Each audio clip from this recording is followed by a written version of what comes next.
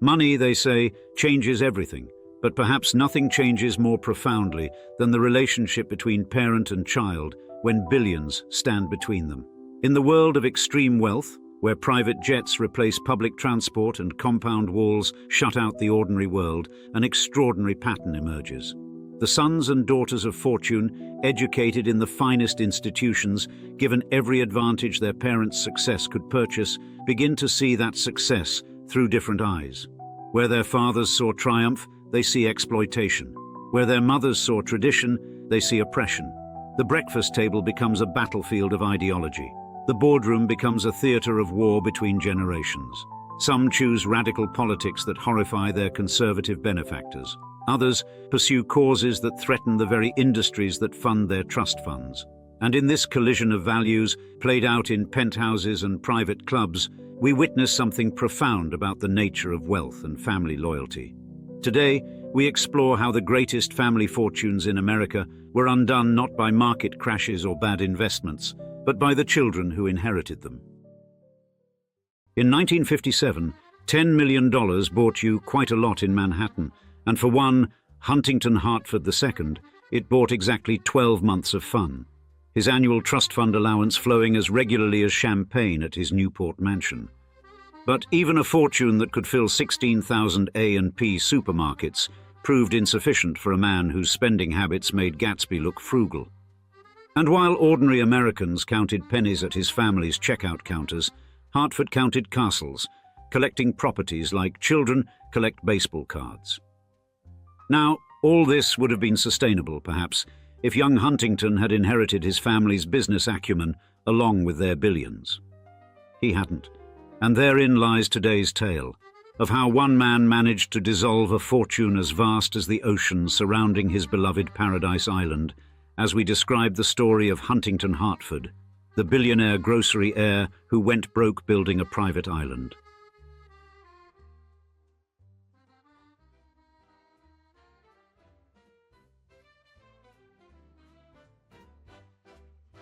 In the glittering world of 1950s Manhattan, $1.5 billion buys rather a lot of groceries, and for Huntington Hartford II, heir to the A&P supermarket empire, it bought nearly everything, except, as we'll discover, common sense.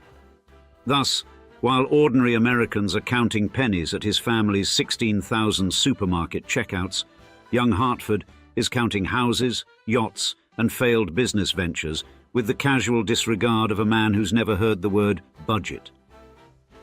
And the trust fund arrangements crafted by his shrewd uncles, John and George Hartford, read like a banker's attempt at creative writing. Young Huntington receives a mere $10 million annually in today's money, a sum that would make modern billionaires wince, while being rather deliberately kept away from any meaningful control of A&P's operations. The generational trust structure, designed to protect both Hartford and the family fortune, proves about as effective as using a paper bag to hold water. Now, about those assets. When we say real estate portfolio, we typically means a modest collection of properties. But Hartford's idea of property collecting makes the Monopoly board look positively minimalist.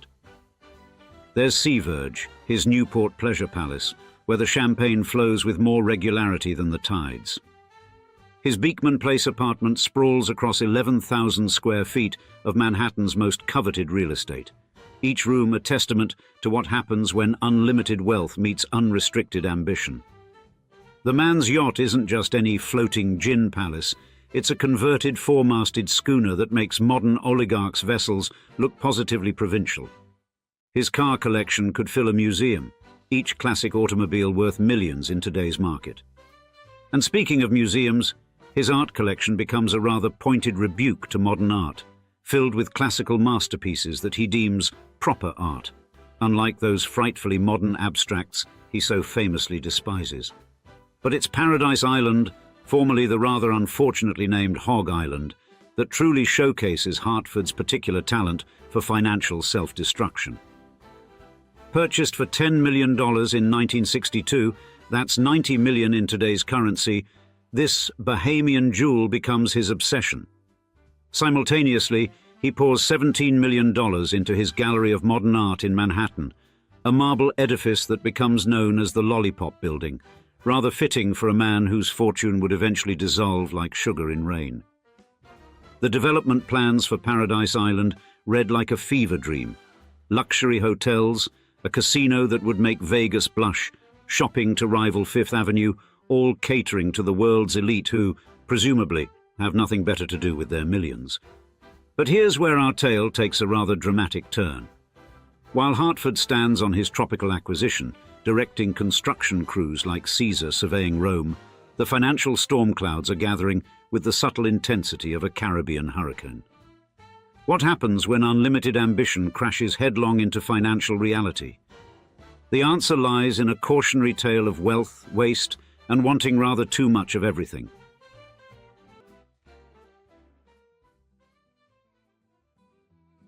A modest storefront on Vesey Street in New York, 1859, marked the beginning of what would grow into America's first retail empire, thanks to George Huntington Hartford and George Gilman.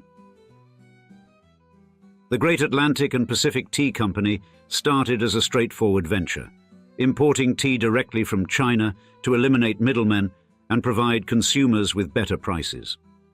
Yet, the elder Hartford had something even more precious than tea, an almost supernatural ability to grasp the desires and needs of ordinary Americans. This simple beginning transformed into an unprecedented retail revolution under the leadership of his sons, John and George Jr. Hartford. The brothers didn't just expand their father's vision, they revolutionized it. By 1912, they had created the economy store concept, slashing prices by eliminating credit and delivery services.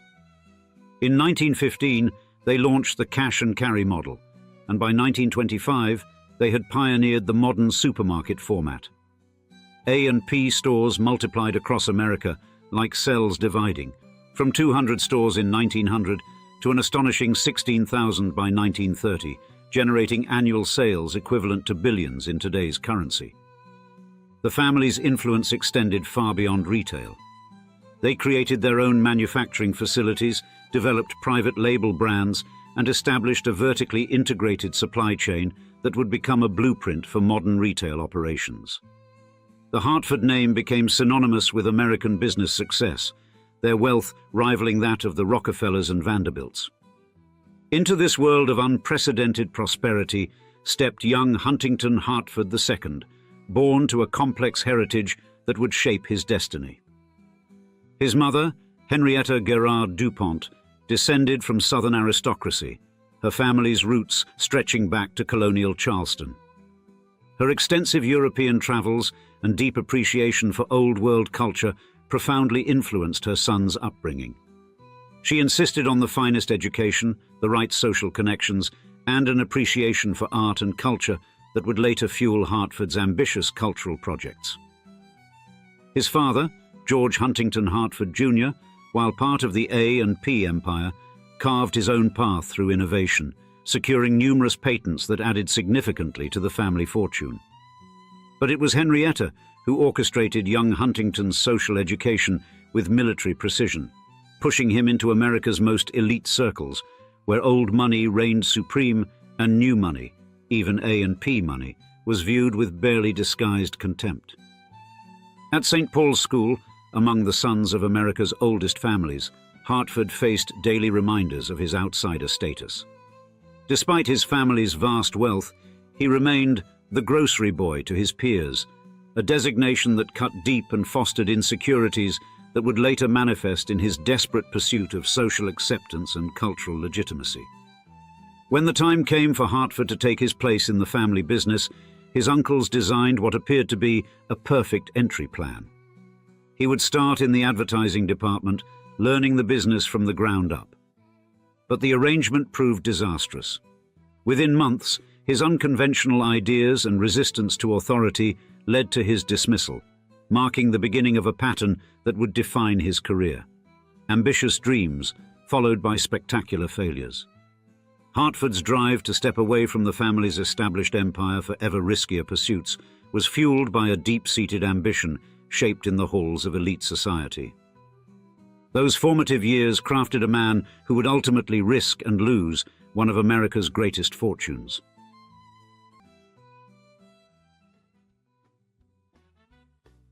In 1964, while New York's art establishment celebrated the raw splashes of abstract expressionism, Huntington Hartford stood in his newly completed gallery of modern art, surrounded by classical masterpieces that cost him the equivalent of $33 million in today's currency.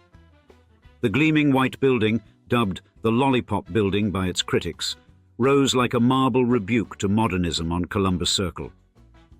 Hartford's vision didn't stop at Manhattan. In the sun-drenched hills above Los Angeles, he established an artist colony where painters could pursue what he deemed real art, far from the corrupting influence of contemporary trends. The California venture proved merely one facet of Hartford's West Coast empire building. His Hollywood mansion became a rotating stage for America's celebrity elite, where one might find Elizabeth Taylor lounging by the pool while Frank Sinatra entertained at the piano. The parties grew legendary, crystalline fountains flowing with champagne, orchestras playing until dawn, and Hartford himself moving through the crowds with a different starlet on his arm each month. Yet even as he played host to Hollywood, Hartford's business ambitions led him into increasingly precarious ventures. The founding of Tosco Corporation in 1955 marked his boldest gamble yet, an experimental oil shale extraction project in Colorado that consumed millions. The technology promised to revolutionize American energy production.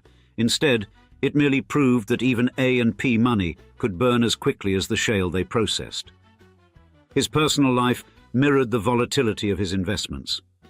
4 marriages, each more lavish than the last, punctuated by highly publicized affairs with actresses and socialites, earned him the tabloid nickname Hunt the Playboy. His mother, Henrietta, watched each romantic misadventure with mounting horror. From her Park Avenue apartment, she dispatched a steady stream of letters and emissaries, attempting to guide her son toward more suitable matches. When he announced his engagement to a 23-year-old actress, Hartford being 47 at the time, Henrietta's intervention proved so fierce that the young woman fled to Europe.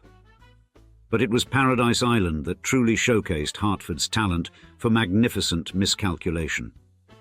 By 1968, the development had swallowed over $28 million, which, adjusted for inflation, approached $250 million in today's dollars. The Ocean Club rose from the Caribbean shores, its marble floors imported from Italy, its chandeliers from France. Hartford envisioned a casino that would outshine Monte Carlo, hiring architects who had designed for European royalty. Yet the crucial gambling license remained elusive, caught in a web of local politics and international intrigue. As construction costs mounted, Hartford's financial advisors began sending increasingly urgent messages. The A&P fortune, vast as it seemed, was not limitless. But Hartford, standing on his private beach, watching another sunset paint the sky in colors that even his collected masters couldn't capture, remained convinced that Paradise Island would prove his crowning achievement. The next phone call from his accountants could wait until tomorrow.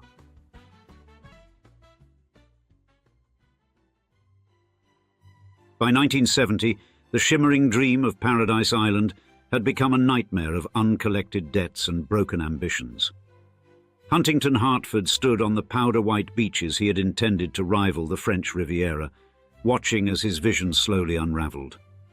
The Ocean Club, that marble monument to excess, had swallowed over $28 million, the equivalent of nearly $250 million in today's currency.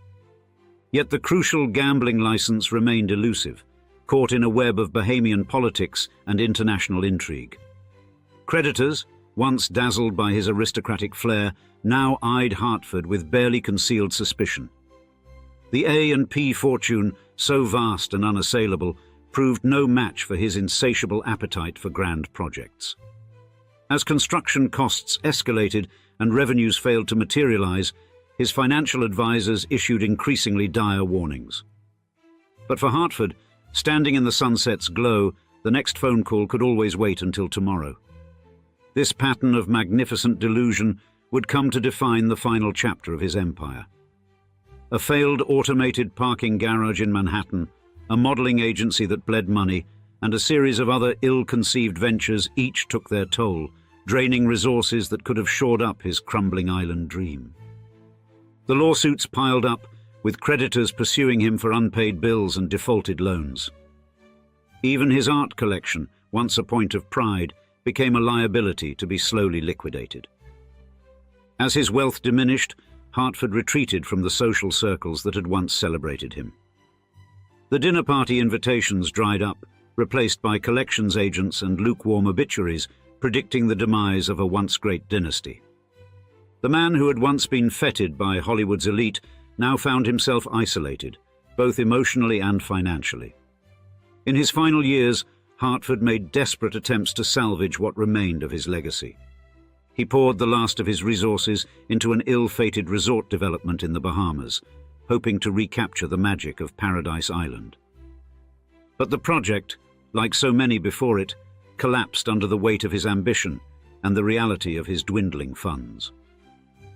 By the time of his death in 1979, the Hartford name, once synonymous with American business success, had become a cautionary tale of hubris and financial ruin.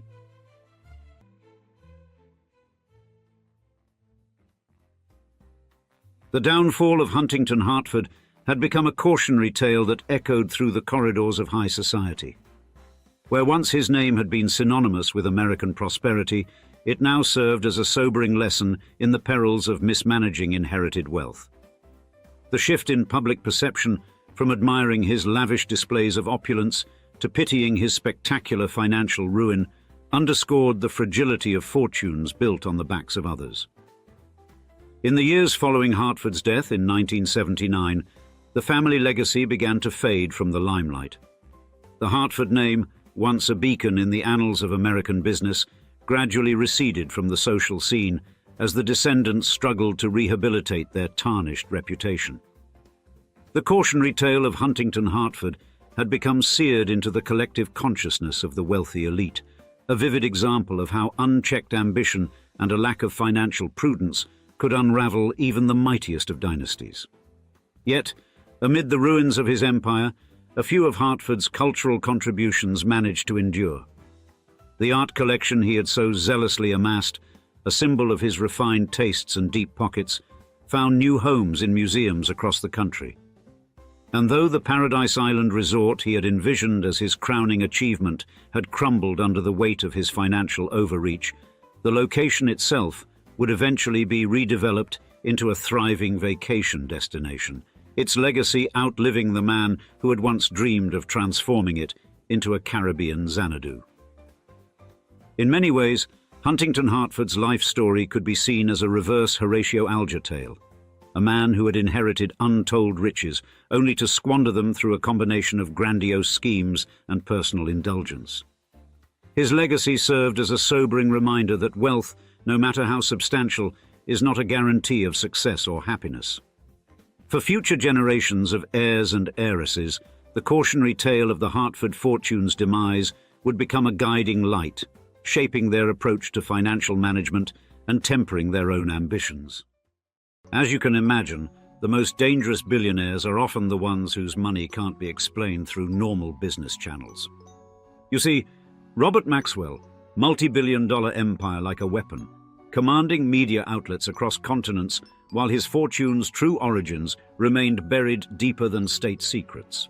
At first, his life seemed destined for the classic rags to riches story, a penniless Jewish refugee who had emerged from the chaos of World War II as a decorated military veteran, before deftly transitioning in a self-made media baron. Indeed, it was a transformation so complete that even Scottish aristocrats accepted his chosen new surname as legitimate. But his publishing empire provided the perfect front for pension fund theft and intelligence operations, academic journals and newspapers masking criminal enterprises that would make organized crime bosses envious. The lavish parties at his 53-room mansion weren't just social gatherings. They were recruitment grounds where power brokers mingled with predators. His youngest daughter, Ghislaine, absorbed every lesson in manipulation and control, learning that true wealth wasn't measured in dollars, but in the secrets you could extract from powerful men. The Maxwell dynasty evolved into something beyond mere wealth accumulation. They became architects of networks, where human vulnerability served as the ultimate currency of exchange. In today's episode of Old Money Luxury, we explore how a billionaire family's quest for power led them into territories where money and morality cease to coexist. $4.5 billion. In 2025 terms, this was the empire Robert Maxwell commanded at his zenith in the early 1990s, a fortune built on ink, paper, and the careful manipulation of truth. His media conglomerate stretched across continents: Pergamon Press, Macmillan Publishers, Mirror Group newspapers, substantial stakes in Berlitz, Nimbus Records, and MTV Europe. The physical manifestations of this wealth defied ordinary comprehension. Headington Hill Hall rose from the Oxford landscape like a 53-room testament to ambition unbound. Maxwell had secured this Italianate mansion from Oxford City Council through an arrangement that would have made lesser men blush: renovations in exchange for occupancy. He called it the best council house in the country. Within its walls, politicians and celebrities mingled at lavish gatherings, while his youngest daughter, Ghislaine, navigated a childhood that oscillated between extraordinary privilege and emotional austerity. The London apartment adjoining Mirror Group headquarters overflowed with expensive art and furnishings, each piece a trophy, each room a stage for power. In New York, a Central Park-facing apartment commanded views befitting a media emperor. The yacht bearing Ghislaine's name, Lady Ghislaine, embodied excess in marine form. Jacuzzi, sauna, gym, disco, all floating symbols of a family that recognized no limits. Private jets and Concorde flights compressed the globe to manageable proportions. Oxford United Football Club became another possession, with Ghislaine serving as director. Sport transformed into another currency of influence. Paintings valued at $20,000 in 1991 would be worth $47,000 today. A $50,000 table would command $117,400. Each acquisition marked territory in the landscape of the ultra-wealthy. Ghislaine herself would inherit this appetite for luxury. Her Manhattan townhouse, purchased for $4,950,000 in the 1990s, over $11,600,000 in today's currency, would later sell for $15 million. Her personal fortune, estimated between $10 and $20 million at its peak, funded properties in New Hampshire and London, a jet-setting existence among the global elite. She founded the Terramar Project for ocean conservation, moved through the highest echelons of society with practiced ease, maintaining the family tradition of collecting influence like others collected art. But beneath the surface of this gilded existence, foundations were already shifting. Opaque offshore accounts obscured true wealth. Money moved through channels designed to confuse rather than clarify. The empire that seemed so permanent, so inevitable, contained within it the seeds of its own spectacular destruction. $4.5 billion commanded respect, fear, and entry into any room on the planet. Yet all this magnificence, all these palaces and yachts and paintings, had emerged from the rubble of war-torn Europe and the desperate calculations of a Czech Jewish refugee who had once possessed nothing but determination and a talent for reinvention. The name Maxwell belongs to Scottish lords, to ancient estates near Melrose in Roxburghshire, to a lineage stretching back to Unwin and his son Maccus in 1070. It means Maccus's stream, a place of clear water and hereditary privilege. It has absolutely nothing to do with the story you're about to hear. For the man who would die as Robert Maxwell was born into a bloodline that knew only mud and fear. Ashkenazi Jews who had wandered through the Carpathian Mountains for centuries, leaving no castles, no coats of arms, only whispered prayers in Yiddish and the ability to disappear when the pogroms came. His people were shadows in the historical record, existing in the margins of empires that rose and fell around them like waves, their poverty so complete it erased even the names of his grandparents from memory. What survived was only this: they were farm laborers, breaking their backs on land that would never be theirs, in a corner of Czechoslovakia so remote that misery itself seemed to have forgotten its name. Into this inherited hopelessness came Meckel Hoch, a Jewish laborer whose greatest achievement would be fathering 9 children he could not feed, and his wife Hannah Slomowitz, who bore these children like a curse, each birth another mouth, in a world already starving. They named their eldest Jan Ludwig, though names meant little when you owned nothing. Not even shoes for your children's feet. Born on June 10, 1923, in Slatinské Doly, Czechoslovakia, a place that would later become Solotvino, Ukraine, as if even geography wanted to forget this beginning. The boy, Jan, grew up Orthodox, speaking Yiddish, understanding early that his kind were barely tolerated guests in a hostile world where even teachers turned their backs, while children who had learned their hatred, young spat upon him. 4 years old before his feet knew anything but bare earth, one of 9 mouths competing for scraps in a hovel that stank of cabbage and resignation. But it was poverty, not prejudice, that shaped him most. That particular variety of want that gnaws at your bones, that makes you understand power not as an abstract concept, but as the difference between eating and starving. Then came 1940, and suddenly their poverty seemed almost quaint compared to what followed. The Nazis brought lists, and on those lists appeared the names of Michael Hoch, Hanna Slomowitz, and 8 of their 9 children. What happened next was so common, it barely made the historical record. A Jewish family disappeared into the machinery of genocide. Perhaps they died in Auschwitz, perhaps in bullets in a Ukrainian forest. The Holocaust was efficient that way, turning human beings first into statistics, then into smoke. Only Jan escaped, running west with nothing, shedding his name like a contaminated coat as he fled through Hungary and France. Jan Ludwig Hoch died somewhere between Budapest and Britain, and what emerged was a creature of pure ambition wearing the stolen name of Scottish nobility, Ian Robert Maxwell. Captain Maxwell, by 1945, decorated with the Military Cross, speaking perfect English with only the faintest trace of somewhere else. In 1947, this reinvented man would walk into the chaos of post-war Berlin, carrying British intelligence credentials, and discover something extraordinary. A defeated nation's entire intellectual property lay scattered in the rubble, waiting for someone with the audacity to claim it.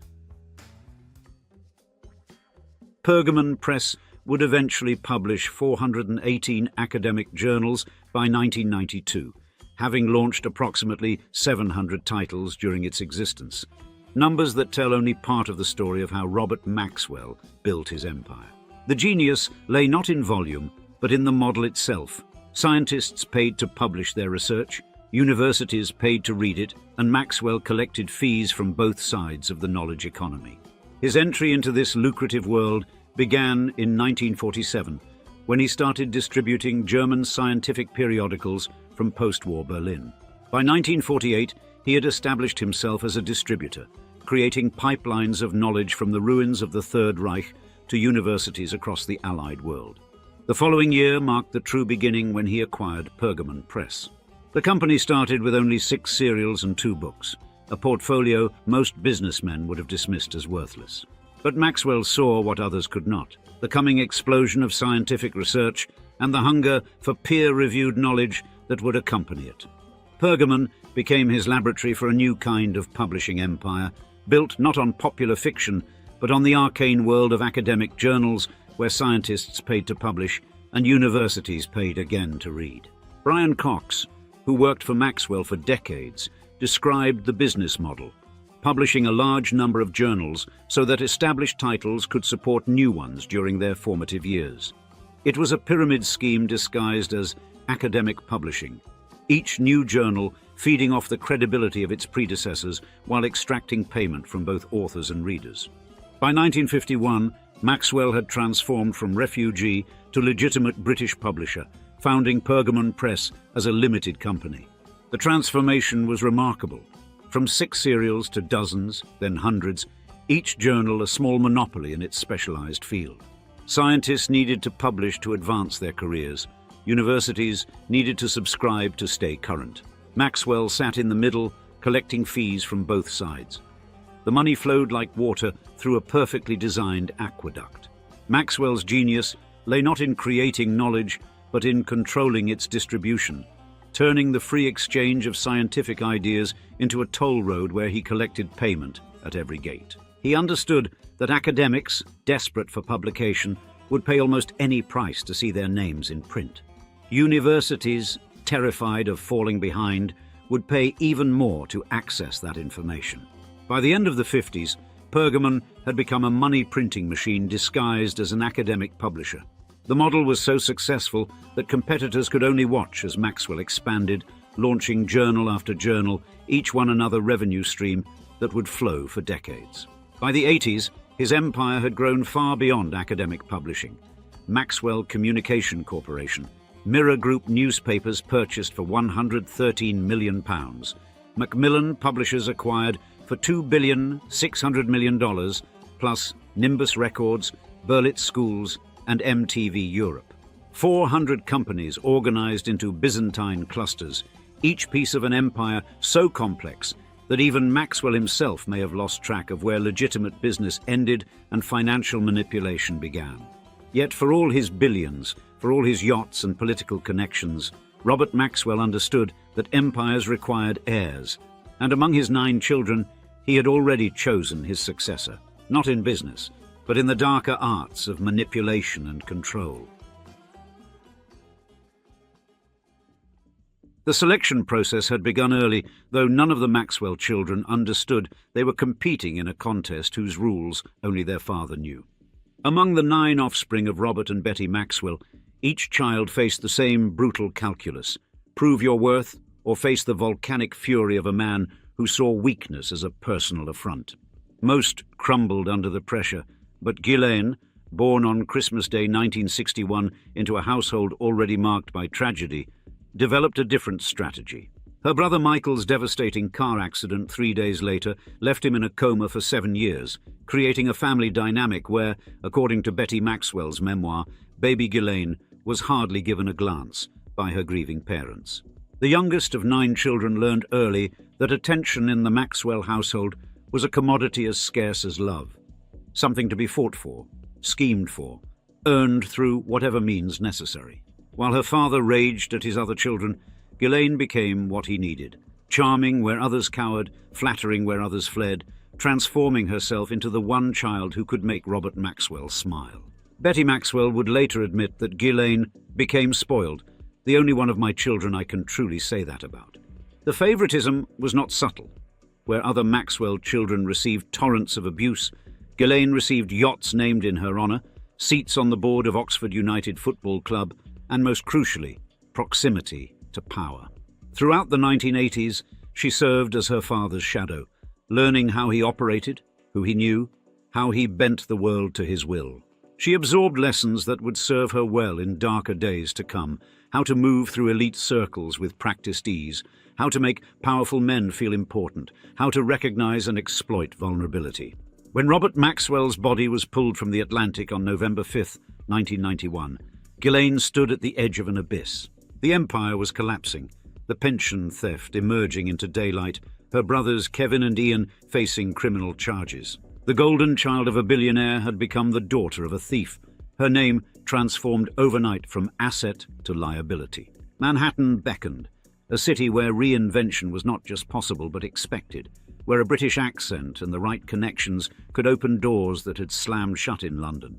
She arrived in New York with her father's ambition intact, but redirected, seeking not to build an empire, but to attach herself to someone who already had one.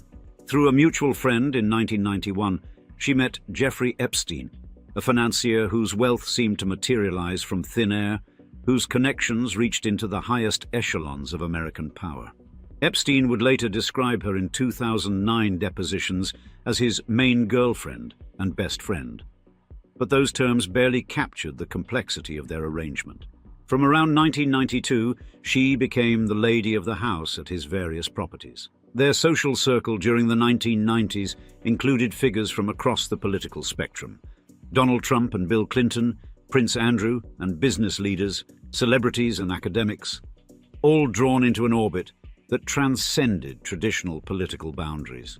Maxwell and Epstein moved seamlessly between a 2,000 party at Sandringham House hosted by the Queen, gatherings at Mar-a-Lago, and flights on what would later be known as the Lolita Express.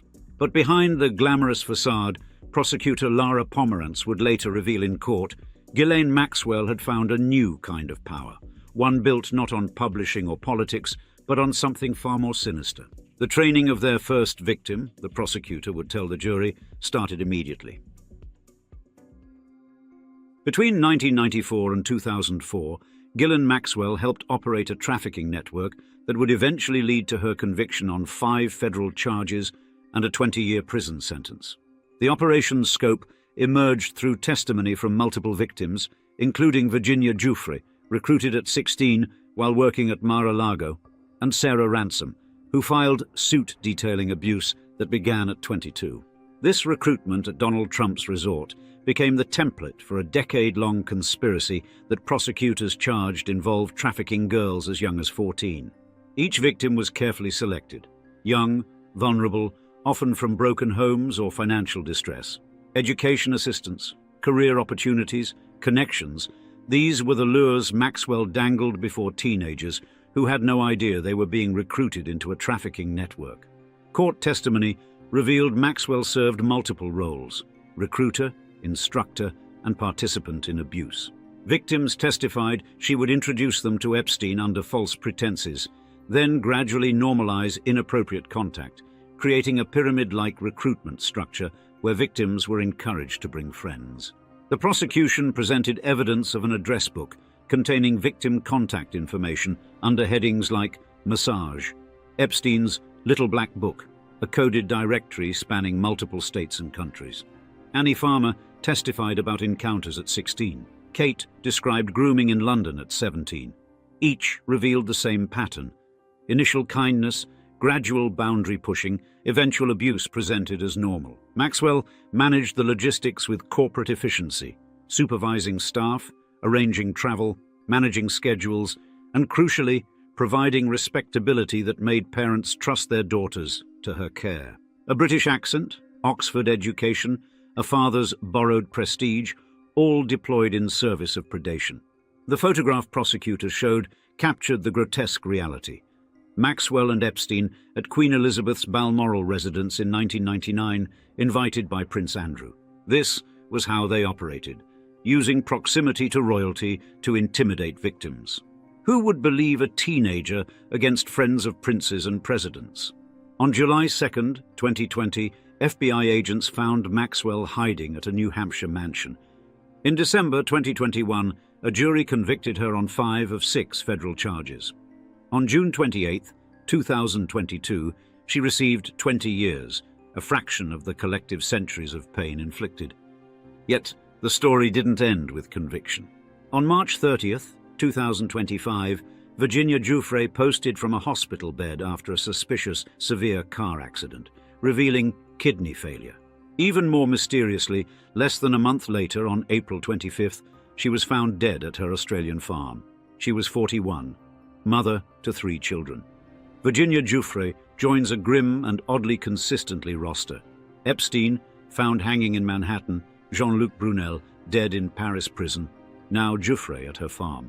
Each death adds dark question marks to the circumstances behind the passing of key nodes in the trafficking ring's power structure. And yet, Ghislaine Maxwell sits in Florida prison, serving year 3 of 20, the last living keeper of secrets powerful men prefer buried. What happens next is anyone's guess. When you think of the phrase old money as it relates to England, most commonly, you think of wealthy aristocrats operating under the radar, amassing unfathomable wealth and sumptuous estates, such as the iconic Grosvenor family, also known as the Dukes of Westminster, buying up London like their personal monopoly board, all the while maintaining a neutral political position in the public eye. Or the quietly powerful Percy family, the Dukes of Norfolk, owning vast swathes of the north of England, while simultaneously staying careful not to run afoul of the British tabloids. However, there is one British aristocratic family who has tossed that old money secrecy out of the window over the decades. They've opted to become synonymous not only with public displays of social status and the roaring 20s socialite lifestyle, but perhaps more notably, proudly tied their family name to the mast of controversial political ideologies, boasting family members who befriended none other than Adolf Hitler and Joseph Goebbels, with other siblings opting to become alleged card-carrying members of the Communist Party. In today's episode of Old Money Luxury, we tell the full story of perhaps England's most controversial old money dynasty. From their regal roots in the Norman conquest of 1066 to their strategic intermarriage with everyone from the Cavendishes to the Guinnesses, as we describe.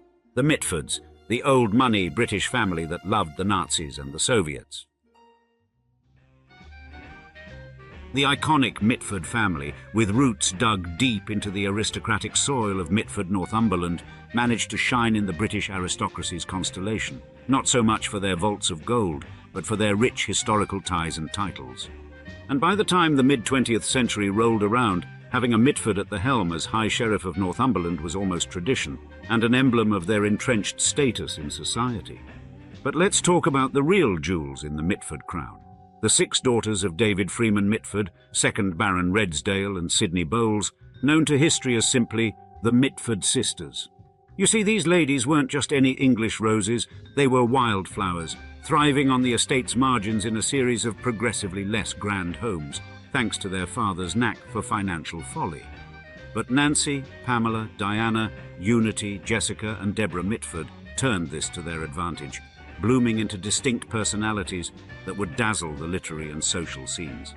Nancy Mitford, the pack's leader in wit and word, spun her upbringing into literary gold with novels like The Pursuit of Love and Love in a Cold Climate, giving the world a peek behind the velvet curtains of the English upper class. Through her eyes we got front row seats to the decadence and decline of Britain's elite, all served up with a generous helping of humour and satire. Furthermore, the Mitfords became synonymous with the bright young things, that glittering, fast-living crowd that defined London's social scene in the 1920s and 30s. Thus, their beauty and brains, mixed with a penchant for political extremes and headline-worthy romances, kept them firmly in the public eye. Indeed, these women were more than just socialites. They were influencers avant la lettre, rubbing elbows with the era's giants in politics and culture. However, their stories were laced with controversy and contradiction, each sister forging a path that veered sharply from the aristocratic expectations set before them. Notably, there was an ideological thunderbolt that split the family right down the middle, especially as the 1930s and 40s rolled in with their share of global turmoil. Unity and Diana Mitford veered sharply into fascism's embrace, with Unity buddying up to none other than Adolf Hitler and spending her days in Nazi Germany, and Diana tying the knot with Oswald Mosley, the head honcho of the British Union of Fascists. Their unwavering march alongside fascism, even as the world recoiled from World War II and the Holocaust, branded them as the family's black sheep in the eyes of both kin and country. On the flip side, Jessica Mitford played the family's wild card, chucking her aristocratic privileges for a deep dive into communism. Her bolt with Esmond Romilly, Winston Churchill's nephew and communist compadre, wasn't just a love story. It was a bold middle finger to her lineage and a hug to her ideological antithesis. Jessica's leap across the pond to champion civil rights and wield her pen as a journalist only widened the familial rift, turning the Mitford saga into a mirror, reflecting the era's seismic ideological shifts. And throughout their lives, the Mitford sisters, and family at large, had the legendary homes and estates to match their dynamic lifestyles. Nestled in the heart of the Cotswolds, Asthall Manor and Swinbrook House were more than just scenic backdrops for the Mitford saga. They were the crucibles for the sisters' unique characters and convictions. These estates, emblematic of English pastoral charm, were the stages on which the drama of the Mitford family played out, shaping the sisters in indelible ways. But let's not overlook the legendary Mitford Castle. Sprouting from the roots of an Anglo-Saxon fort, by 1138, Mitford Castle boasted the unique claim of a pentagonal keep, the only one of its kind in England. Yet it faced the wrath of King John's Flemish forces in 1215 and suffered under Scottish invasions, bearing scars as testament to its tumultuous history. And before the glitter of Mitford Hall, there was the Mitford Old Manor House, the family's erstwhile hearth. This residence, while lesser known, served as a pivotal stage for the family's early narrative, embedding itself deeply in the Mitford lore. And then, the pièce de résistance, Mitford Hall.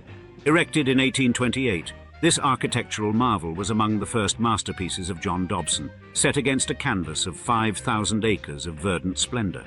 With 50 houses and 7 farms under its domain, Mitford Hall reigns over a majestic landscape, its gaze stretching across open fields to where the River Wansbeck murmurs secrets past the brooding ruins of Mitford Castle.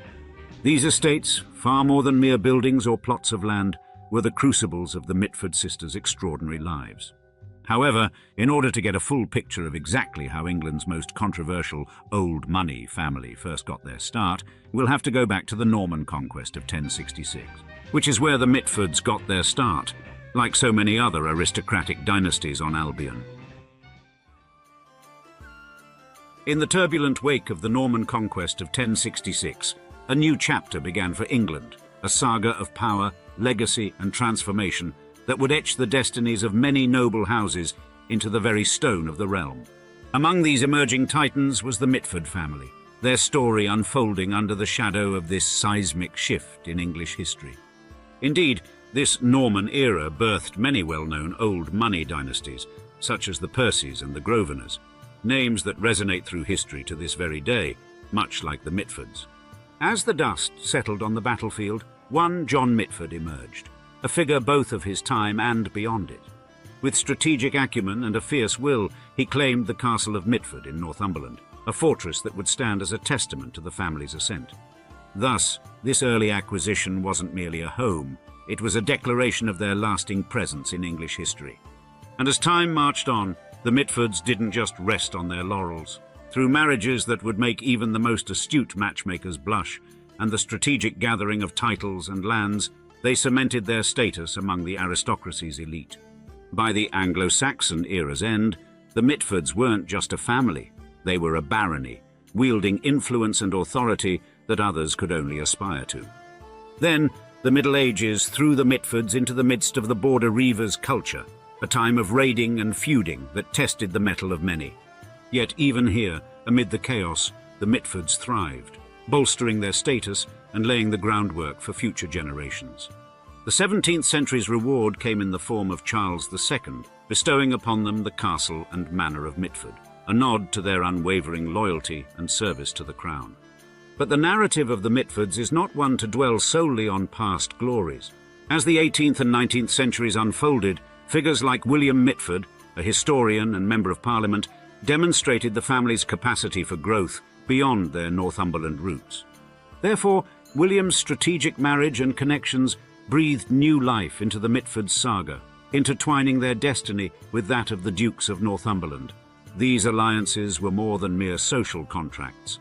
They were the pathways to the British peerage, culminating in the creation of the Baron Redesdale title. However, the historic legacy of the Mitford family would be inextricably connected to the family's ups and downs in the 20th century, which is what we'll explore in the next chapter.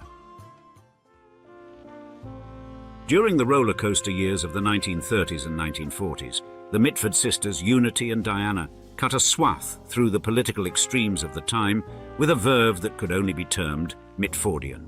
Unity Mitford's deep-seated adoration for Adolf Hitler and her escapades in Nazi Germany, coupled with Diana's union to Oswald Mosley, the figurehead of the British Union of Fascists, painted a vivid picture of political divergence that left an indelible mark on their family's name and their personal trajectories.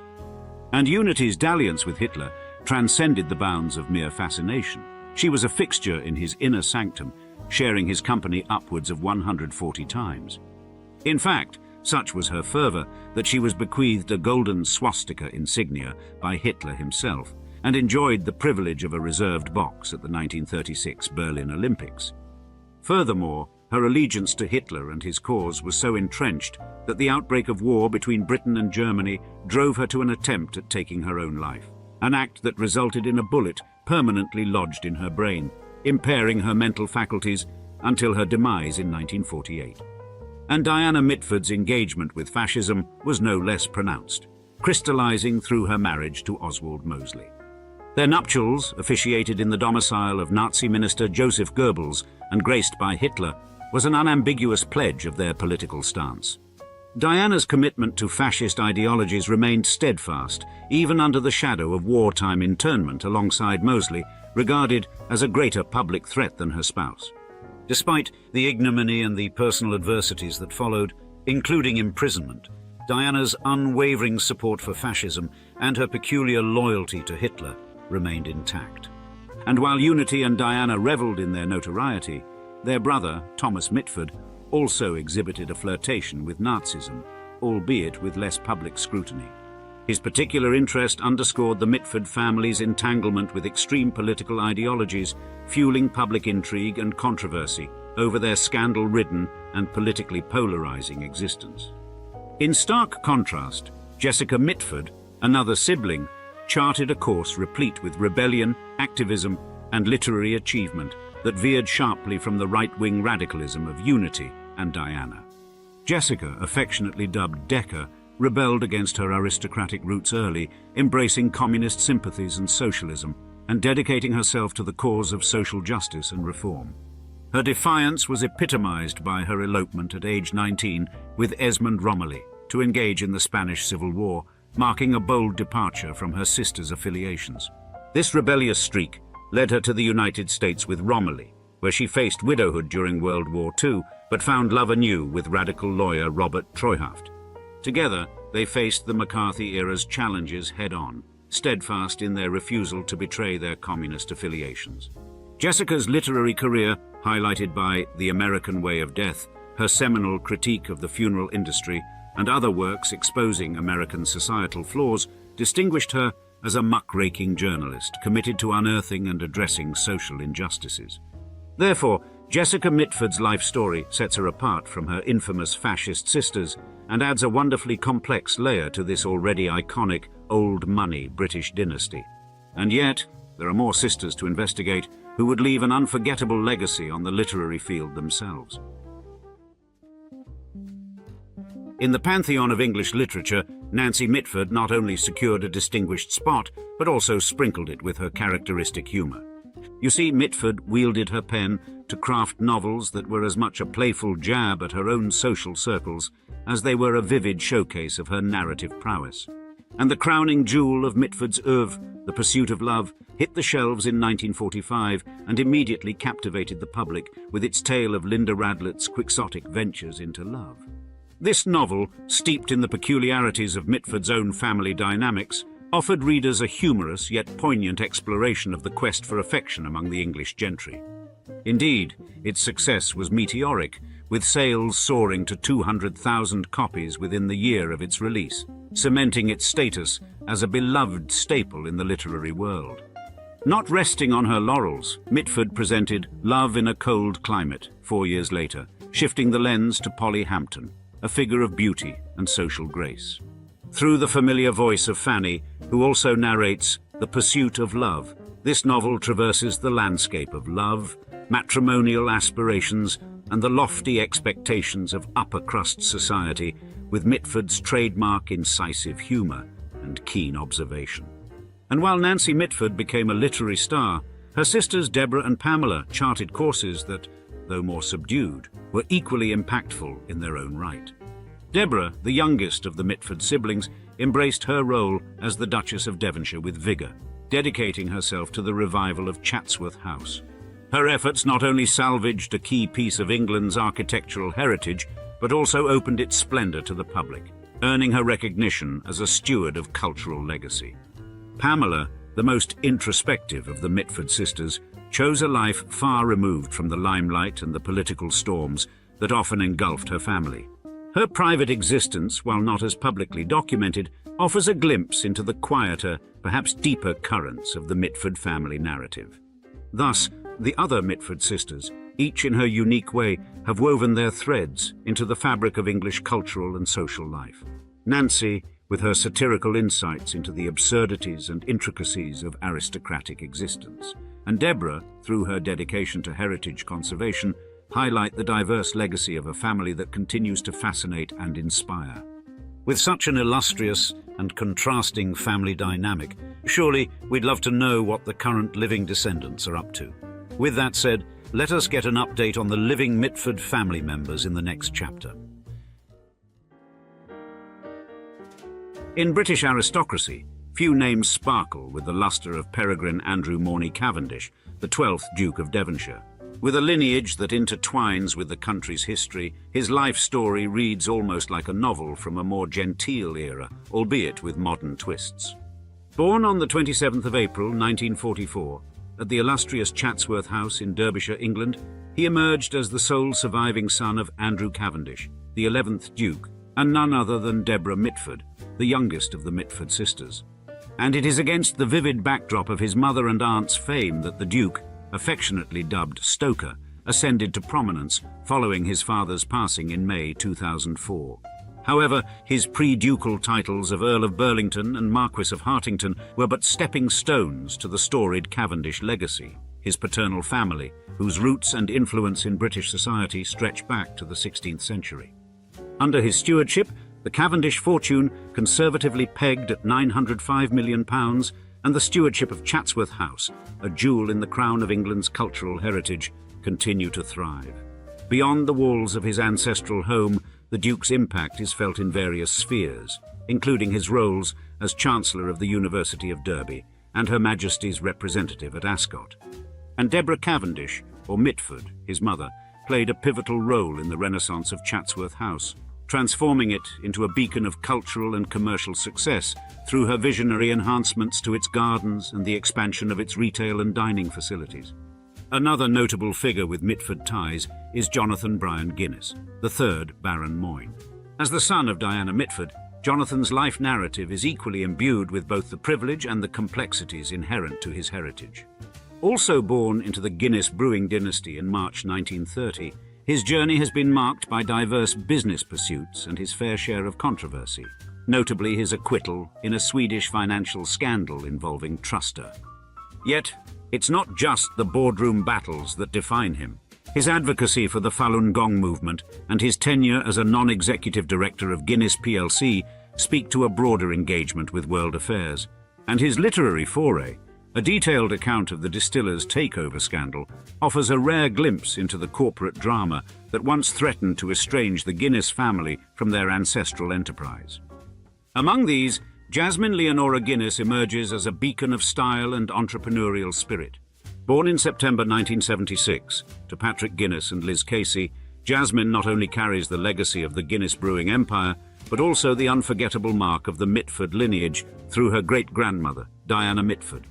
Educated in the arts and propelled by her heritage, she carved a niche for herself in the fashion industry, stepping onto the scene in 1994 and eventually founding the whimsical toy shop Honey Jam in the heart of London's Portobello Road in 2006. Her nuptials to Gawain O'Dare Rainey in 2006, festooned with the presence of notable personalities, and her role as a mother to three, underscore the personal joys and commitments behind her public persona. Professionally, Jasmine has lent her visage to brands like Armani and Shu Uemura, and her familial legacy was celebrated in events like the Arthur's Day festivities, paying homage to her ancestor, Arthur Guinness.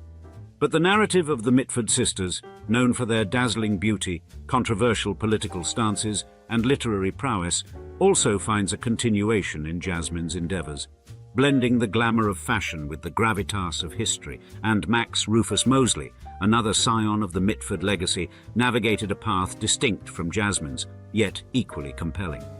Born to Oswald Moseley, the British fascist leader, and Diana Mitford, Max's life was shadowed by his parents' notorious past. However, he carved out a distinctive legacy as a lawyer, racing driver, and later as the president of the Fédération Internationale de l'Automobile, where his advocacy for safety reforms in motorsport and his role in transforming Formula One into a global spectacle underscored a life dedicated to innovation and change. Despite his achievements, Max's life was not without controversy, including a landmark legal battle for privacy that highlighted his complex relationship with his family's history. And last, African-American academic James Forman Jr.'s lineage introduces another fascinating patterner of the Mitford narrative. The grandson of Jessica Mitford, James's career as a legal scholar and his book, Locking Up Our Own, Crime and Punishment in Black America, which won the 2018 Pulitzer Prize for General Nonfiction, reflect a commitment to social justice that mirrors the activism of his parents, James Forman Sr. and Mitford family member, Constancia Romilly. His co-founding of the Maya Angelou School in Washington, D.C. further exemplifies a life dedicated to activism and advocacy. Therefore, these living descendants of the Mitford family, each pursuing distinct paths, underscore the enduring impact of their heritage. From fashion and philanthropy to motorsport reform and legal scholarship, their lives reflect a diverse yet interconnected legacy that continues to influence and inspire across generations and fields. Let's imagine that tomorrow morning you wake up to a 9-figure fortune due to having a last name literally everyone in the world has heard of since childhood, the surname Disney. What would you do with such immense power? Would you use your name to finance that one movie you've always wanted to see, all the while indulging in the excesses that only the elite can afford? Or would you dare to criticize the empire that made your wealth possible? For Abigail Disney, the answer is clear: disrupt, speak out, and shake up the status quo. Indeed, this isn't just another heiress story, and Abigail, the granddaughter of Walt Disney's brother Roy, isn't lounging in Malibu or rubbing elbows with the Hollywood elite. Instead, she's spent decades carving out a name for herself as a filmmaker and philanthropist, all while taking on billionaires, including her own family's company. In today's episode, we'll dive into the world of a Disney member who's not afraid to wage war against her own legacy, as we describe Abigail Disney, the heiress who can't stand her family's multi-billion-dollar company.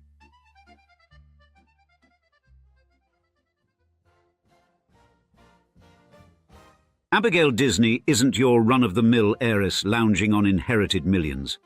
In fact, the granddaughter of Roy O. Disney, co-founder of the Walt Disney Company, still has a net worth around $120 million in 2024. And yes, her fortune comes from the family legacy. But she spent her adult life proving she's got more to offer than just a famous last name. And her first act was a clever power move, taking the reins of Fork Films, the New York production company she co-founded and where she serves as CEO and president. Under her watch, Fork Films churned out a slew of critically acclaimed documentaries, from The Queen of Versailles to Pray the Devil Back to Hell. Then, with The Armor of Light, she took on the role of director, solidifying her reputation as a filmmaker willing to tackle tough subjects. But Abigail's real showstopper is her philanthropy. While her ancestors built a theme park empire and an arsenal of assets worth drooling over, Abigail's distanced herself from the glitz and glam. No beachfront Malibu mansions, no towering Manhattan penthouses. She's not exactly trying to be the face of the jet-set lifestyle. Indeed, while many wealthy heirs cozy up with yachts and private islands, she's proud to say that she's handed over a staggering $70 million of her own money since turning 21. And, not content with just writing checks, she's also made it her mission to critique the very system that made her rich. Indeed, Abigail's lambasted billionaires who she claims dodged taxes and flaunted the sort of conscientious wealth stewardship that sends most tycoons hiding behind their PR teams. But the ultimate anti-capitalist mic drop is she publicly declared that she won't touch the family's Boeing 737 private jet because it's, in her words, climate cancer. We bet the family's probably still wincing over that one. But her divergence from the family ethos even extends to her political contributions. In a move that made headlines, Abigail announced she'd pull her funding from the Democratic Party unless Joe Biden steps down from the 2024 presidential race. A bold stance that may border on the anti-democratic, she's no stranger to writing checks for candidates who align with her social activism. It's not all virtuous headlines, though. Critics accuse her of hypocrisy, of bemoaning excess while still profiting from Disney stock dividends. But for all the detractors, Abigail's candidness about wealth inequality and the grotesque spending of the super-rich is hardly common among those in her tax bracket. And if her critics think she's going to lose sleep over their opinions, well, they probably haven't met Abigail Disney. Yet, in order to best understand how one of the world's most famous last names could churn out such a prolifically outspoken heiress, we need to turn back the clock a bit. In the next chapter, we'll explain how the origin story of the Disney family directly leads us to Abigail's legendary activism.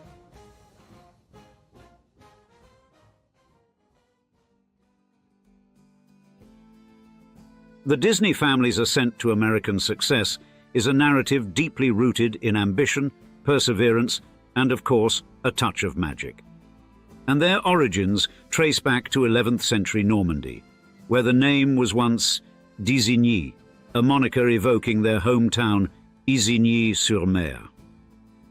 As the family migrated, the surname evolved, first morphing into Disney when some members crossed the Channel to England. By the 19th century, the Disney lineage had shifted once more, this time from Europe to North America. Thus, it was Arundel Elias Disney, Walt's great-grandfather, who made the critical leap. He departed Ireland in 1834 with his wife Maria Swan and their young son Keppel, setting course for Ontario, Canada. This move would lay the groundwork for the American chapter of the Disney saga. Keppel, true to the family's pioneering spirit, established his own roots in Canada and had several children, including Elias Disney, born in 1859. Like his father, Elias sought new opportunities across borders, which led him south into the United States. In 1888, Elias married Flora Call, forming a family of 5 children including Walt, born in 1901 in Chicago. And, as was typical of many families in search of stability during that era, the Disneys moved often, eventually settling in Marceline, Missouri. It was there, amid the rural Midwest, that young Walt began nurturing a penchant for drawing and a fascination with trains, 2 passions that would define his early years. But Walt's path to success wasn't linear. By the time he reached 18, he was already trying his hand as a commercial illustrator. These early steps, however, were shaky at best, and in 1920, his first venture, Laugh-O-Gram Studios in Kansas City, showcased Walt's flair for animation but lacked the financial footing to survive. The company went bankrupt within 3 years, leaving Walt destitute and armed with little more than $40 and a dogged determination to forge ahead. Undeterred, he set out for California to join forces with his brother Roy, where they established the Disney Brothers Cartoon Studio. Their initial creations gained traction, particularly the character Oswald the Lucky Rabbit, which found a modest following. Yet, the brothers were dealt a harsh lesson in the ruthless nature of business when they lost the rights to Oswald to their distributor. It was this setback, however, that catalyzed Walt's creativity. On a train ride back to California, he sketched the rudimentary outline of what would become the most recognizable character in animation history, Mickey Mouse. But the debut wasn't without hiccups. The first 2 Mickey shorts, Plain Crazy and The Galloping Gaucho, fizzled without securing distribution deals.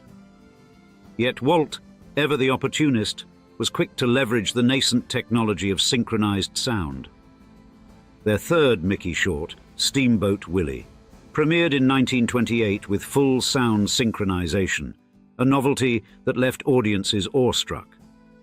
It was an overnight sensation, putting the Disney Brothers on the map and turning Mickey into a global icon. With Mickey's success, the brothers turned their focus to broader horizons. Throughout the 1930s and 1940s, they produced a string of animated hits that redefined the industry. The crowning achievement came on the 21st of December 1937 with the release of Snow White and the 7 Dwarfs, the first full-length animated feature film. This project, dismissed by many as a folly, proved to be both a critical and commercial triumph, earning enough profit to bankroll the studio's future endeavors. What followed were other revered classics such as Pinocchio and Fantasia in 1940 and Bambi in 1942. Walt's ambitions, however, stretched beyond film. On the 17th of July 1955, he opened Disneyland in Anaheim, California. And the theme park attracted over 28,000 visitors on its opening day, setting a new standard for immersive entertainment. Certainly, Disneyland's 4 original sections, Frontierland, Tomorrowland, Adventureland and Fantasyland, offered an unprecedented experience for children and adults alike, all radiating out from Main Street, USA, the thematic nucleus of Walt's vision for a fantastical realm of wonder. After Walt's death in December 1966, Roy O. Disney postponed his retirement to see through the completion of Walt Disney World in Florida, which opened in October 1971. A labor of love and devotion, the park embodied Walt's dreams for an even grander experience than its predecessor. And, as Roy poignantly declared, "We are going to finish this park, and we're going to do it just the way Walt wanted it." The dedication ceremony for Walt Disney World doubled as a tribute to Walt's life philosophy, showcasing Roy's deep commitment to carrying forward his brother's legacy. Sadly, Roy himself passed away just 2 months later, on the 20th of December 1971, leaving behind a company firmly planted at the summit of the entertainment world, a company that continued to grow, adapt, and lead. In the years that followed, the family's role in the company evolved, with a new generation, such as Roy E. Disney, son of Roy O. Disney, making their own mark. And therefore, it was Roy E. Disney's daughter, Abigail Disney, born on the 24th of January 1960, who would go on to become an advocate for social causes and a critical voice of the very same brand the family created.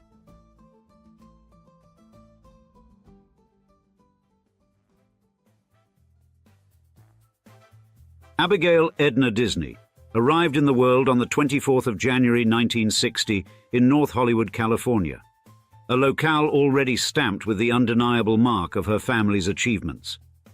You see, by the time she took her first steps, the Disney name was firmly established as a hallmark of entertainment and ingenuity. Her father, Roy E. Disney, was a prominent figure within the Walt Disney Company, holding roles as vice chairman of the board of directors and chairman of the animation department. Yet, it was her grandfather, Roy O. Disney, and her great-uncle, the legendary Walt Disney, who had set the stage for an empire that would redefine American popular culture.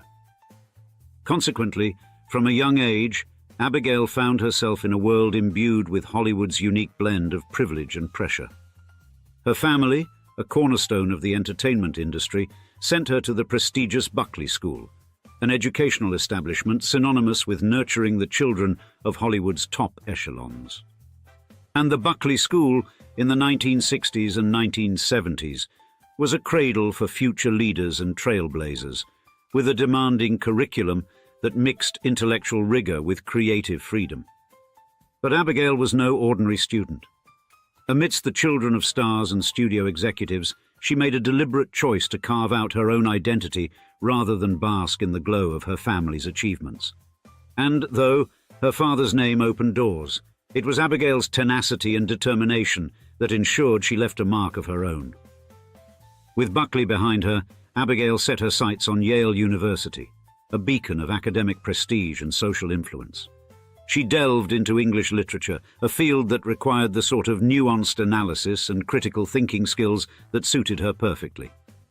The ivory tower of Yale, however, also challenged her to question assumptions, confront privilege, and expand her worldview beyond the confines of her upbringing.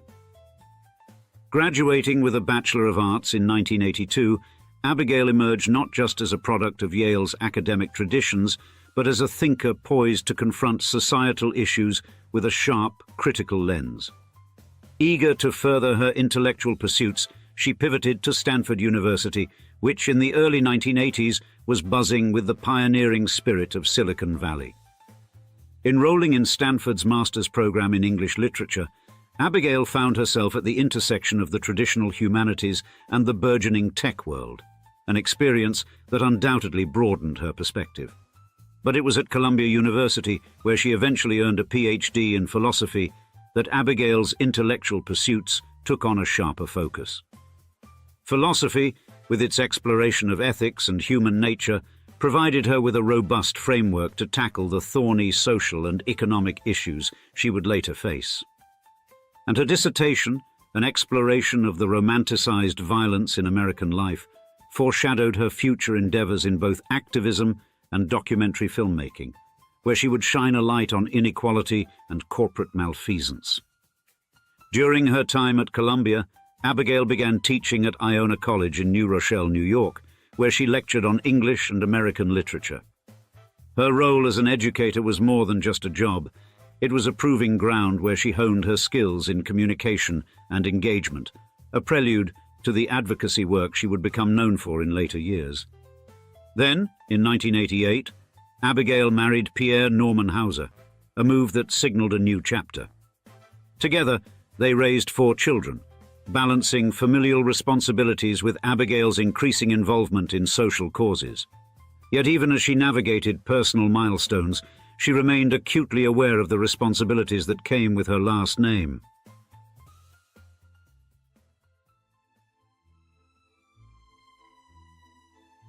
Now it wasn't until adulthood that Abigail began to grapple with the stark disparities within the Disney empire. What began as a quiet observation about the inequities between executive compensation and workers' wages soon evolved into a full-fledged crusade. You see, Abigail Disney's activism began as most reckonings do, with a letter. A Facebook message, to be exact, from a Disneyland cast member who described their financial struggles despite being employed full-time. And the Disney heiress, who had long assumed the company was a bastion of corporate benevolence, was stunned by the reality of her family's famed kingdom. It was 2018, and Abigail's notion of Disney magic was about to meet its harshest critic: herself.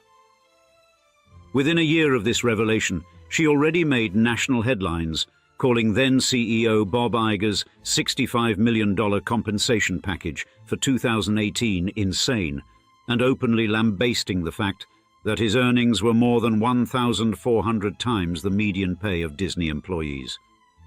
Unsurprisingly, the comments reverberated through the halls of power, sparking fierce debate over income inequality and whether corporate leaders had any real obligation to those at the bottom rungs of the ladder. Next, in May that year, Abigail went beyond media appearances and social media outrage, taking her crusade straight to Washington, D.C. Before the House Committee on Financial Services Subcommittee on Investor Protection, she testified, urging that Disney, one of the most profitable companies in the world, should simply do better. Pay the employees a living wage, she implored. And if it meant a slight dip in stock value or a less extravagant executive bonus, so be it. However, words and appearances were not enough. Thus, in July 2019, she took the radical step of seeing it for herself. Undercover and unannounced, she spent a day roaming the parks as just another guest. But what she saw went beyond just strained smiles and long hours. She spoke with employees who described living paycheck to paycheck, despite decades of loyalty. She subsequently left the park furious, reporting that some employees were even rummaging through garbage bins for food. The Walt Disney Company swiftly dismissed her assessment as a gross and unfair exaggeration, but the damage was done. Her critique had become a thorn in Disney's well-manicured image. Then, when the company passed the CEO baton to Bob Chapek in 2020, Abigail was far from hopeful. If anything, she argued that things might get worse, noting that Chapek had overseen many of the transformations that she believed eroded worker welfare. Undaunted by the change in leadership, she continued pressing for systemic shifts, even as her critiques fell on corporate ears grown comfortably deaf. Therefore, it was around this time that Abigail began working on a documentary, a deeper dive into the very issues she had been railing against. The American Dream and Other Fairy Tales, co-directed with Kathleen Hughes, premiered at the Sundance Film Festival in January 2022. The film juxtaposed the extravagant wealth of Disney executives with the stories of park workers struggling to make rent, and the title alone was a direct jab at the idealistic image her family's company had projected for nearly a century.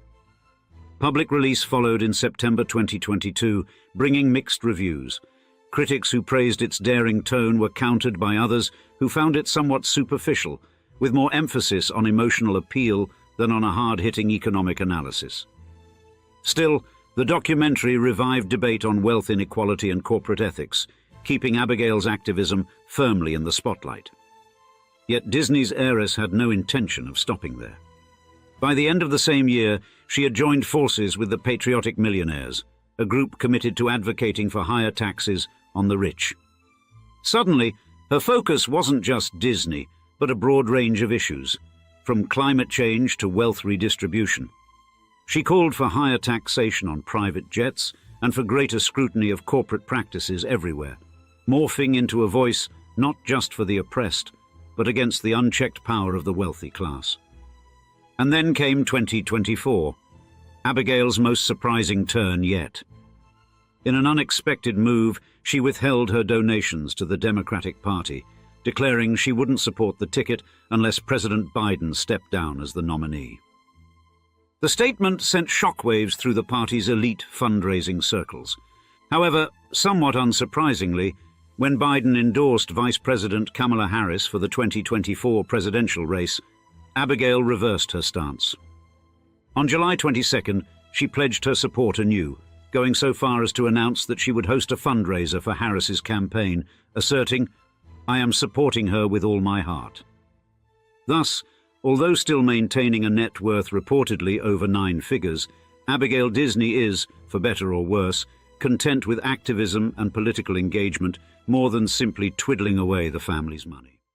Imagine the quintessential conservative patriarch, an emblem of American right-wing politics, the 40th President of the United States, Ronald Reagan.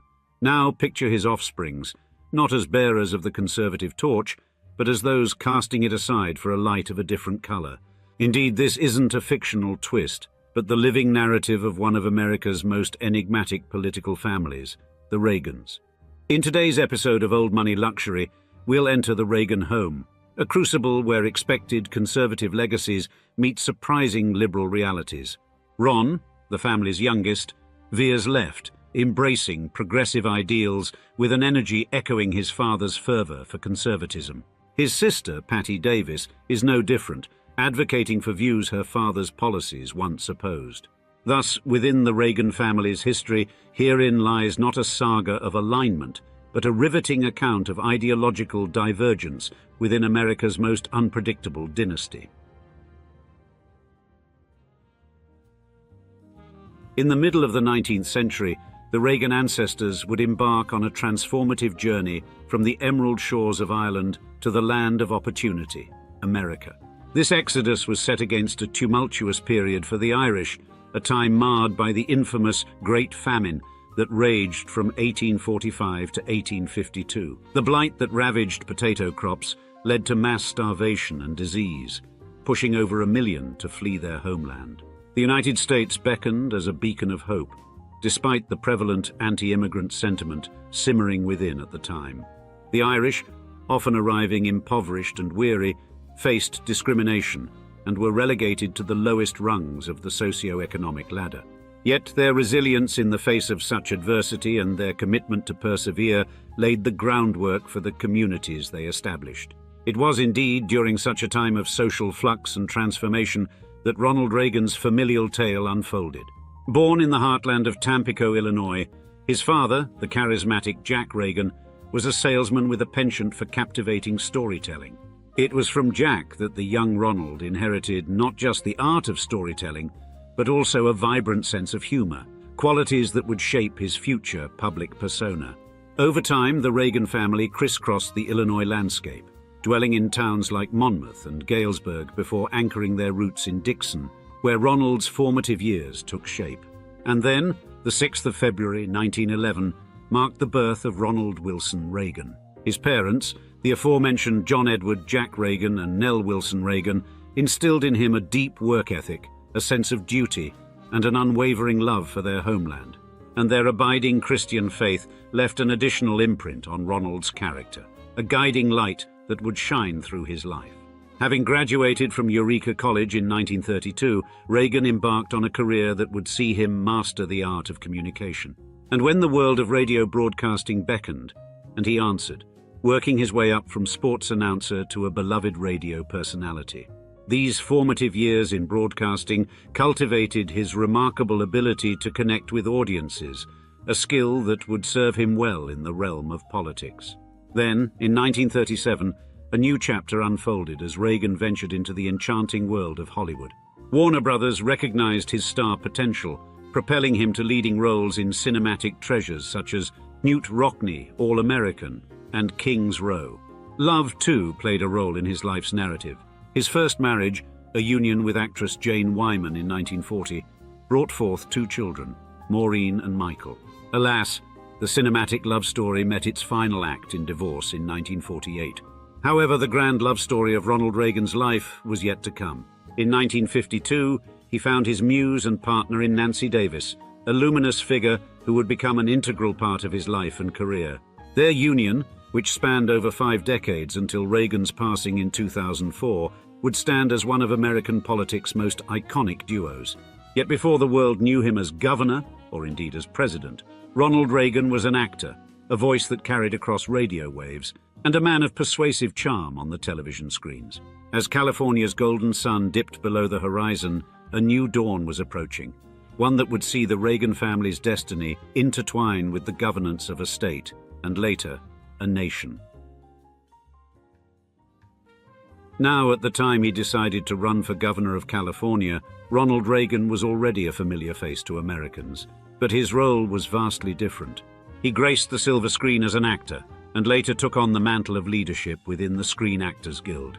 But his transition from actor to political contender wasn't an abrupt switch. It was rather a gradual shift that reflected his deepening interest in conservative politics, especially as a counterpoint to the prevailing liberal Hollywood ethos of the time. Specifically, Reagan's foray into politics was marked by a speech supporting Barry Goldwater in 1964, which resonated with many conservative Californians. His communication skills, honed in Hollywood, now served him well in the political arena, enabling him to connect with voters on a personal level. This natural charisma and his vision for a more conservative California laid the groundwork for his successful bid for the governor's office in 1966. During his tenure, he focused on reducing government intervention in social issues, loosening the reins on businesses, and enacting sweeping tax cuts. His vision was to rekindle the free market spirit, liberating it from excessive government regulation and fostering an environment ripe for private initiative and enterprise. And at the time of his inauguration, the nation grappled with double-digit inflation and soaring interest rates, challenges that Reagan vowed to confront head-on. In 1976, Reagan narrowly lost his bid for the Republican presidential nomination, but he emerged as a formidable force in national politics. His unyielding dedication to conservative principles garnered him a fervent following, solidifying his stature as a leading figure within the Republican Party. Next, in 1980, Reagan ran for president, claiming to carry the banner of restoring American pride and strength, embodying the quintessential American spirit of self-reliance and resilience. The pillars of his agenda included a resolute commitment to reducing government intervention in the economy and bolstering military expenditure, both of which would become cornerstones of his presidency. As he stepped into the highest office in the land, Reagan was met with a wave of optimism and hope. Yet he also faced a formidable array of challenges. A recession loomed large, and unemployment rates soared, casting a shadow over his initial days in power. Ronald Reagan's presidency was marked by an economic strategy that emphasized tax reductions, deregulation, and a surge in defense spending. This approach, known as Reaganomics, set off an economic upswing that saw the stock market soar to new levels. Yet this success came with a steep rise in the nation's debt, an issue that still sparks debate over fiscal policy. And the tax reductions aimed to jumpstart the economy, but they didn't cover their own cost as hoped. Instead, federal income dropped around 9% initially. The expected decrease in spending didn't occur, further expanding the deficit. Additionally, a significant rise in military expenditure under Reagan, justified as a counter to the Soviet threat, was drawing criticism for its part in increasing the national debt. And Reagan's social policy also drew ire, as it suggested a retreat of federal involvement in addressing social issues, which some argue put the more disadvantaged American populations in jeopardy. In his second term, Reagan shifted towards diplomacy and arms control, notably collaborating with Mikhail Gorbachev. This resulted in the Intermediate-Range Nuclear Forces Treaty, a key factor in softening the Cold War tensions and eventually leading to the Soviet Union's collapse. Yet, Reagan's tenure in office was also a time marred by controversy and scandal, fueling debate among scholars and the public. One such scandal was the Iran-Contra affair, where officials secretly sold arms to embargoed Iran, using the profits to support Nicaraguan Contras in direct defiance of the Boland Amendment. This event called into question the administration's adherence to legal and constitutional principles. Therefore, the Reagan era not only left an unforgettable mark on American politics, but also fundamentally transformed the demographic composition of the Republican Party. Its core tenets, firmly etched in the national consciousness, endure to this day: lower taxes, reduced government constraints on both individuals and businesses, and an unwavering commitment to a robust military. Yet, as the Reagan administration faced challenges, both domestic and international, it would be the unspoken yet undeniable influence of one individual that would shape the legacy of this political family. Behind the scenes, yet profoundly impactful, Nancy was preparing to imprint her vision upon the very fabric of the Reagan doctrine. In the hallowed pages of American history, the indomitable Nancy Reagan emerges as a First Lady of formidable influence. You see, Nancy Reagan was not a passive observer of her husband's presidency. She was a catalyst for change. Her Just Say No anti-drug campaign echoed through the nation, a resounding call to arms in the battle against substance abuse. Yet it was not just in the realm of policy that Nancy's influence reigned supreme. Her style was a canvas upon which she painted her unique identity, and the signature Reagan red evening gowns she donned became symbolic of her grace and panache. Indeed, the Reagan marriage, a captivating narrative in its own right, stood as an emblem of devotion. Theirs was a love story that transcended the political arena, and Nancy was more than a First Lady. She was a guardian of her husband's well-being and a staunch advocate of his political vision. While critiques abounded about her spending and her influence, the undeniable truth remained.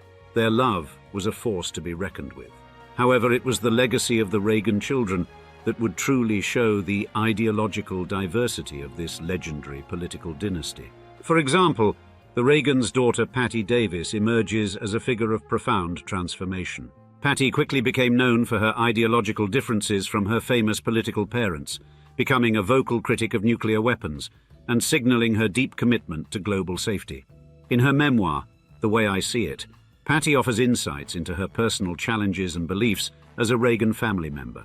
Patty also experienced a long period of distance from her parents, but ultimately they were able to reconnect and find common ground despite their differing political views.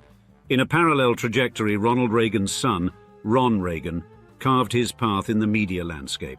Hosting a talk show and assuming the mantle of a political commentator, he cast himself as a liberal voice, starkly contrasting his father's conservative legacy. Maureen Reagan, a luminous presence within the Reagan family, also left a poignant mark on the tapestry of their collective history. A fervent advocate for women's rights and a staunch supporter of the National Alzheimer's Association, her advocacy work resonated with compassion and purpose. Her untimely passing in 2001 was a profound loss, not just for the Reagan family, but also for the causes she held dear. Michael Reagan, another scion of the Reagan clan, forged a distinctive path as a public speaker and advocate for adoption services. As an adopted child himself, he channeled his experiences into a powerful mission to raise awareness about the importance of adoption. Additionally, his commitment to promoting his father's legacy and conservative principles remained unwavering.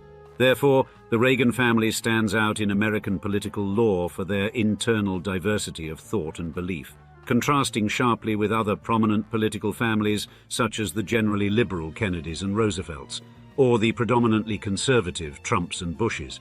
This unique characteristic of the Reagans highlights a breadth of perspective within a single family, showcasing the complexity and individuality of political views across generations. Now, on the 5th of June 2004, the nation mourned the passing of Ronald Reagan, the 40th President of the United States. The news of his death spread across the country and beyond, eliciting an outpouring of grief and tributes. And Reagan's state funeral was a dignified and solemn spectacle, with thousands of mourners lining the streets of Washington, D.C. to pay their respects. The procession made its way to the National Cathedral during a solemn journey that featured a horse-drawn caisson carrying Reagan's casket. There, amidst the soaring spires and hallowed arches, a memorial service was held. Dignitaries from around the world gathered to honor the legacy of the statesman, including former Soviet leader Mikhail Gorbachev himself, a testament to Reagan's transcendent influence. After their patriarch's passing, the Reagan family's commitment to public service extended to charitable causes with the establishment of the Ronald Reagan Presidential Foundation. This institution stands as a bastion, dedicated to preserving and championing the legacy of Ronald Reagan. It orchestrates an array of programs and events, including speaking engagements and public appearances by Reagan family members. Furthermore, the foundation ardently supports charitable endeavors, with a poignant focus on combating Alzheimer's disease, a cause dear to the family's heart. Thus, his legacy of the presidency of Ronald Wilson Reagan is a tale of two cities, if you will. On the one hand, Ronald Reagan is venerated by many as a paragon of conservative values, whose tenure in the White House is synonymous with an era of economic rejuvenation and assertive foreign policy.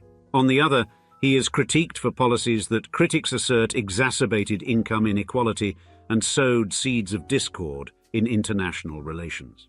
Reagan's foreign policy maneuvers, particularly the aggressive posture against the Soviet Union, are either celebrated as a decisive contribution to the end of the Cold War or decried for escalating nuclear tensions and fostering conflicts in Latin America. And the legacy of the Reagan family is equally nuanced.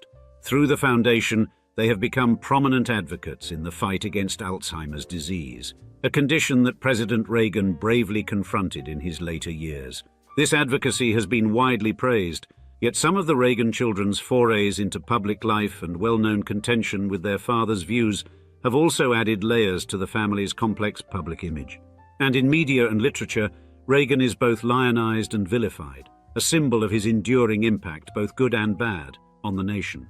This complex portrait is essential to understanding the legacy of Reagan's America, a country equally capable of fierce political divisions and remarkable bipartisan accomplishments.